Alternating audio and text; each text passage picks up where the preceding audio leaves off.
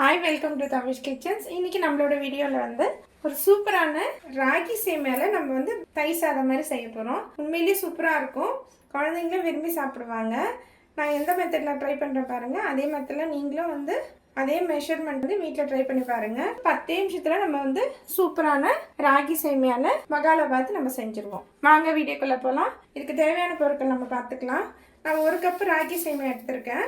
பால் 1 cup, தயிர் 1 cup, புளிக்காத தயிர், கொத்தமல்லி கொஞ்சம், உப்பு தேவையான அளவு, பச்சை மிளகாய் ஒரு 2 பச்சை மிளகாய் 2 கட் பண்ணி பொடிசாக நறுக்கியிருக்கேன், இஞ்சி பொடிசாக நறுக்கியிருக்கேன், கொஞ்சமாக தேவையான அளவு தான், கடுகு தேவையான அளவு, கருவேப்பிலை தேவையான அளவு, கொஞ்சம் 2 ஸ்பூன் வந்து வேர்க்கடலை, முந்திரி 1 ஸ்பூனு, காஞ்ச திராட்சை 1 ஸ்பூன். வாங்க வீடியோக்குள்ளே போகலாம். இதில் ராகி சேமியா வந்து ஒரு பாத்திரத்தில் போட்டுக்கோங்க. இதில் தண்ணி ஊற்றிக்கோங்க. இது நல்லா முழுகிற அளவுக்கு தண்ணி ஊற்றிக்கணும். லைட்டாக கொஞ்சம் இந்த பக்கம் அந்த பக்கம் திருப்பி விடணும். இது ரொம்ப நேரம் ஊற வைக்கக்கூடாது. இதில் நம்ம சேமியா வந்து ஊற வச்சுருக்கோம்ல, அதை வந்து நல்லா ஃபில்டர் பண்ணி எடுத்துக்கணும், தண்ணியே இல்லாமல்.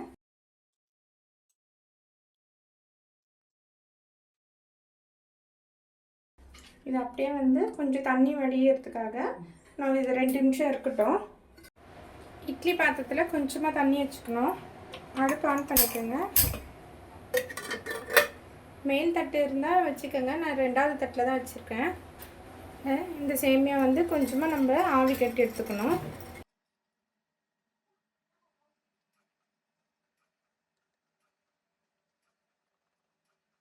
கேஸ் வந்து ஸ்லோவாகவே வச்சுக்கோங்க, ஃபுல்லாலாம் வச்சக்கூடாது.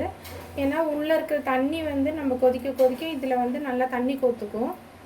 அதனால் ஸ்லோவாக வச்சு நம்ம வேக வச்சுக்கலாம். இது வந்து ராகி சேமியா வந்து நம்ம சீக்கிரமாக வெந்துடும். ஸோ அதனால் வந்து நம்மள ஒரு 10 நிமிஷம் இருந்தால் போதும். கொஞ்சம் க்ளோஸ் பண்ணிக்கலாம். நம்ம அதுக்குள்ளே வந்து இந்த சேமியா வேகிறதுக்குள்ளே நம்ம கொஞ்சம் தாளிச்சிக்கலாம். தாளிக்கிறதுக்கு ஒரு பேன் மாதிரி சின்னதாக வச்சுக்கோங்க. அடுப்பு பற்ற வச்சுக்கோங்க. கொஞ்சமாக எண்ணெய்,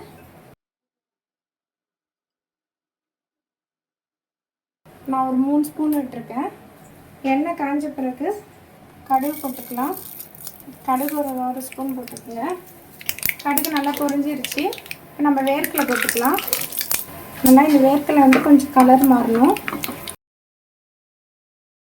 லைட்டாக கலர் மாறினா போதும், ரொம்ப கலர் மாற வேண்டாம்.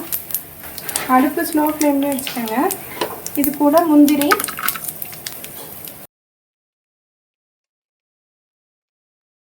கொஞ்சமாக கருவேப்பிலை, ஒரு கைப்பிடி திராட்சை, பச்சை மிளகாய், இஞ்சி நல்லா கொஞ்சம் இதிலே வதக்கி விடுங்க.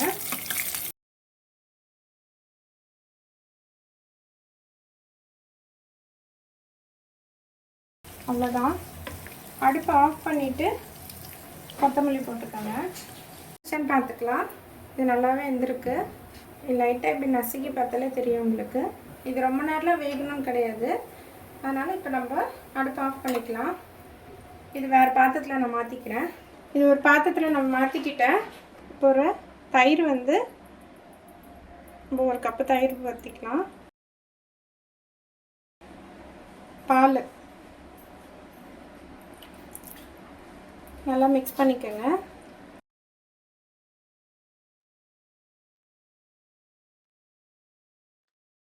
இதுக்கு தண்ணிலாம் ஊற்றக்கூடாது.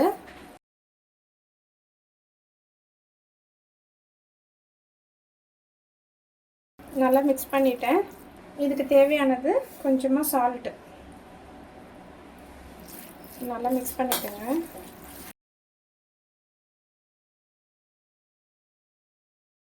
அவ்வளோதான். நம்ம இது கொஞ்சம் கெட்டியாக இருந்துச்சுன்னா கூட இன்னும் கொஞ்சம் தயிரும் பாலும் கூட ஊற்றிக்கலாம். நீங்கள் இது நம்ம தாளித்தது இதில் போட்டுடலாம்.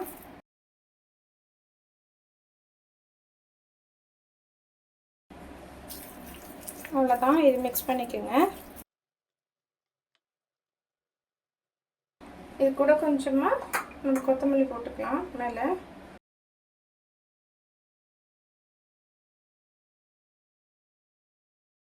சூப்பரான பகாலா பாத் ரெடி.